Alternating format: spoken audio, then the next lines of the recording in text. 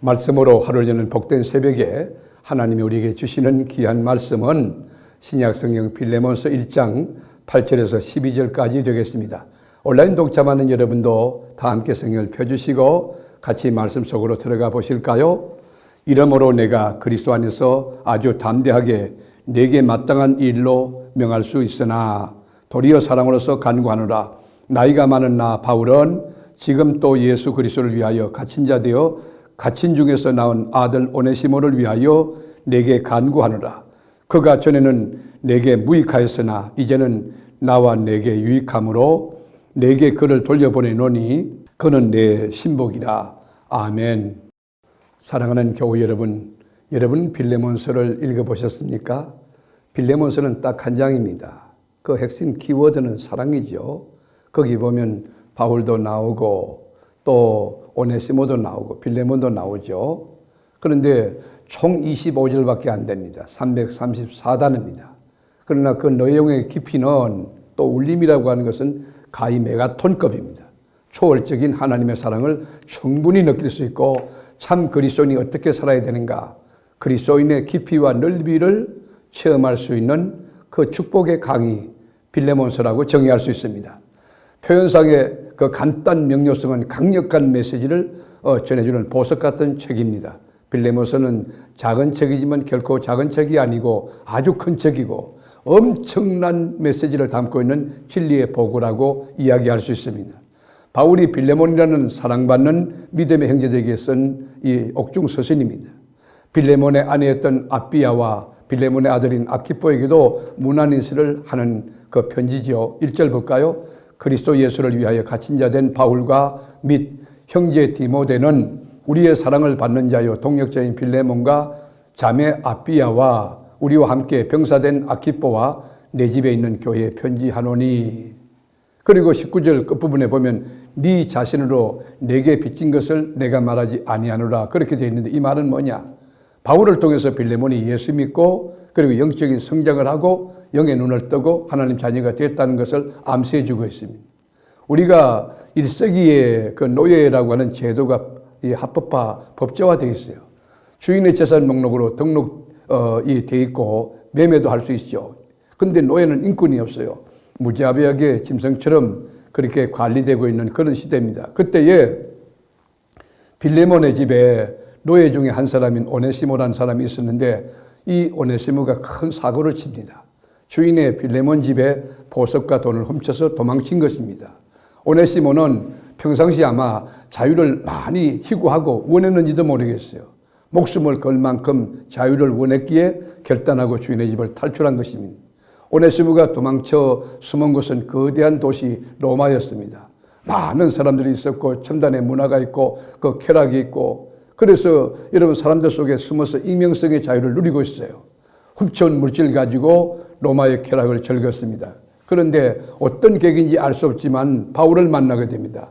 여러분 바울과의 만남이 우연일까요? 저는 그렇게 생각하지 않아요. 하나님의 필연, 하나님의 섭리라고 생각합니다. 오네시모는 지난날 노예로 지낼 때 주인의 집에서 바울을 만나본 적이 있을 것으로 추측이 됩니다. 왜냐하면 바울이 빌레몬의 집에 며칠간 머물기도 했고 말씀을 강론하고 또 전했던 그런 상황 가운데 오네시모가 바울이라는 사람이 왔다는 것도 알고 그 바울이 전하는 복음도 들었을 가능성이 있습니다. 그런데 여러분 옥에 갇혀있던 바울에게 오네시모가 찾아왔다니까 바울도 깜짝 놀랐을 거 아닙니까? 어떻든지 바울은 복음을 전했어요. 모든 장소 모든 기회 놓치지 않고 예수가 어떤 분인지 전했다는 것이. 그래서 이 오네시모가 복음을 받아들이고 변화됐다는 것이에요. 이 오네시모는 바울의 옥중 생활을 도왔고 바울의 신복이 되었어요. 바울은 나이가 많기 때문에 몸에 지병도 있어요. 감옥살이를 하고 있는 것이 너무 불편했어요. 그런데 오네시모가 지극정성으로 돌봤습니다. 여기에 깊은 교훈과 도전이 있는데 복음은 모든 장소 모든 기회 모든 사람에게 선포되어야 한다는 것입니다.